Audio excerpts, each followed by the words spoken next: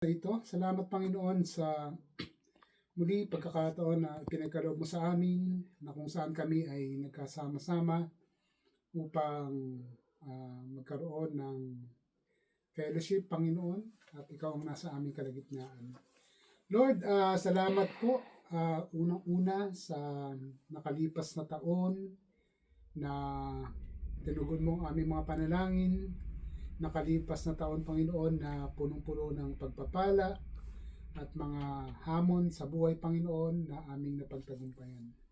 Lord, salamat din po sa panibagong taon na ito na kung saan kami ay umaasa at aasa, Panginoon, ng iyong biyaya, ng iyong habag, ng iyong patnubay sa bawat isa sa amin. Lord, kami po ay bigyan mo ng direksyon ang buhay namin, ang mga daan na aming lalakaran, Panginoon. At gayon din po, Panginoon, ay patatagin mo kami sa anumang hamon na darating, Panginoon, sa aming mga buhay. Lord, we also look forward to come stronger, Panginoon, sa aming mga paniniwala at pananampalataya sa iyo. At ikaw po ang siyang patuloy na malugod sa aming mga buhay. Lord, gayon din po, patawad sa mga pagkukulang namin, mga kasalanang nagawa. At bigyan mo pong, Panginoon, ng katiwasayan ang aming puso at isipan habang kami, Panginoon, ay nagninilay-nilay sa iyong mga salita. At upang sa ganon, ito'y aming maintindihan at maisa puso at lalong-lalo na maisagawa, Panginoon, sa aming buhay. Lord, tinataas ka po namin at pinasasalamatan sa lahat sa matamis na pangalan ng Panginoong Hesus. Amen. Amen. Amen. Syempre, no? As what I prayed, no? Nagpapasalamat tayo sa Panginoon dahil sa hanggang ngayon, no? Nasilayan natin tong 2025. Yeah. So, ibig sabihin, yung pasasalamat natin sa Panginoon verbally, parang kulang pa, no? Doon sa mga binigay niya sa atin sa nakalipas na taon. So, yung ang you're able to wake up in the morning, no? Humihinga ka, and then meron kang kakainin, yun, malaking bagay na yun. Lalo pa, no? Na we step in, no, to this year, 2025. And of course, we are looking forward for another year. So, gano'n naman yan eh. Doon natin makikita, no, yung kung gaano kabuti ang Panginoon sa ating mga buhay. Okay? Although maraming mga pagsubok, no, maraming mga challenges, hindi naman nawawala yun eh. Di ba? Yung mga isipin, okay, yung mga suliranin, no? Hindi may iwasan yan. Dumarating at darating talaga sa buhay ng tao yan. Sabi nga, no, kung ikaw, no, hindi ka nakakaranas ng isipin ng suliranin ng mga pagsubok, challenges sa buhay, may problema na sa'yo. Diba? Bakit sino ba yung mga hindi namumroblema? So, usually, ang mga taong hindi namumroblema, yung mga sabihin natin hindi normal, no? May ibang mundo. Okay? Pero kung namumroblema ka, kung may mga isipin ka, yung mga challenges kang kinakaharap, normal ka. Kasi normal naman sa buhay ng tao na mayroong mga isipin eh. So, yun nga lang, yung mga isipin na yan, kung minsan, kapag sineryoso mong maigi, no, yan na lang lagi iniisip mo araw at gabi. Pagising mo, yan pa rin, no? Bago ka matulog, yan pa rin. At kadalasan nga, no, yung mga isipin na yan, kung ano man yan, nagdudulot sa'yo ng stress, okay?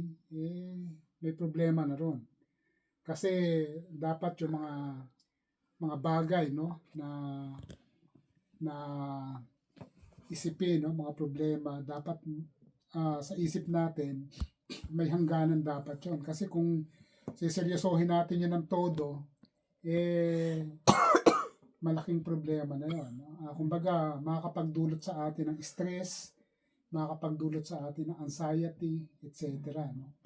At mako-question din doon kung ano yung kung ganun ba ang ating pananalig at pananampalataya sa Diyos. Kasi kung tutusin, sa mga bagay na ating kinakaharap, no? Kapag ibinigay na natin yan sa Diyos, at least bibigyan niya tayo ng kapayapaan, no? Bibigyan niya tayo ng yung stress natin, parang by miracle, no? Nawawala yun.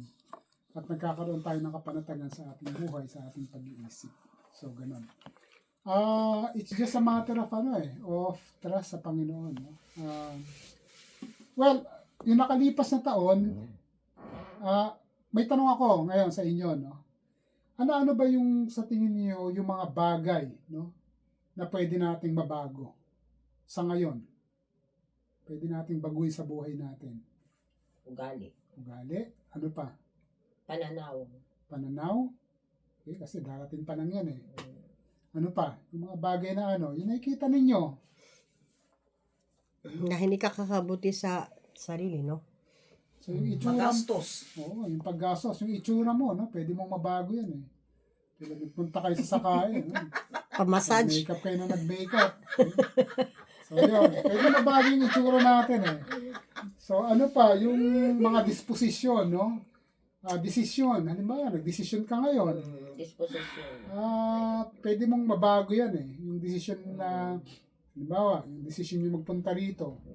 Pwede nyo nabago yun kung hindi kayo pupunta eh.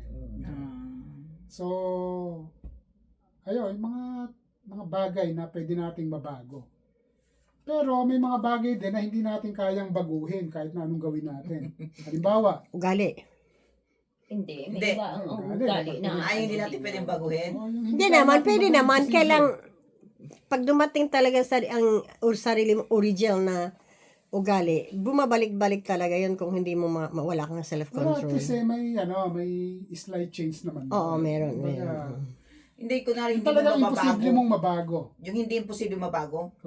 Siyempre, Imposible. kunwari yung anak mo, talagang, hindi mo rin, di ba, anak mo talaga yan. Kahit anong gawin mo, anak mo pa rin siya. Ayun. Hindi mo bago ang ugali. Hindi mo kayang mabago yun dahil anak mo Hindi yan mo pwede eh. makontrol. Ano pa? Yung ina ko rin, siyempre, kahit hindi nagpalaki sa akin, ina ko pa rin siya, kasi siya ang pinanganak Hindi mo niya kayang ako. baguhin yan. Oo, nanay ko talaga siya, pero hindi siya nagpalaki sa akin, pero parang masakit ba? So, gano'n, no? Maraming mga bagay din na hindi natin kayang mabago. Pero napaka-imposible talaga mabago yung mga nakaraan. Ano ba yung nangyari sa atin noong nakaraan? Kahit na anong balik tanaw ang gawin mo, kahit na sabihin mong dapat ganito ginawa ko, hindi mo na mababago yun eh. Kumbaga, nakatatak na yun sa buhay mo eh. So, ang mangyayari, alalahanin mo na lang, iisipin mo na lang, at Dahil nangyari na. So, hindi mo na kayang mabago yun. Kaya mag-move on, gano'n. Kalimutan Kumbaga, na. nangyari na. Past, Oo, yung oo, parang oo. napaspas. Pas na, wag na isip-isipin pabalik-balik. Dahil nangyari na. So, Lesson learn na lang. sa ganung halimbawa, so ano ba yung sinasabi sa Biblia? Diba? Kasi karamihan, no, ang mga tao, kaya nagkakaroon ng depression is because they are going back, no? Kumbaga, dapat ganito yung ginawa ko hanggang sa natutuon yung attention at pansin nila ron hanggang sa hindi na nila makontrol yung sarili nila kundi maging malungkot ng malungkot sa nangyari sa nakaraan, di ba? Yun yung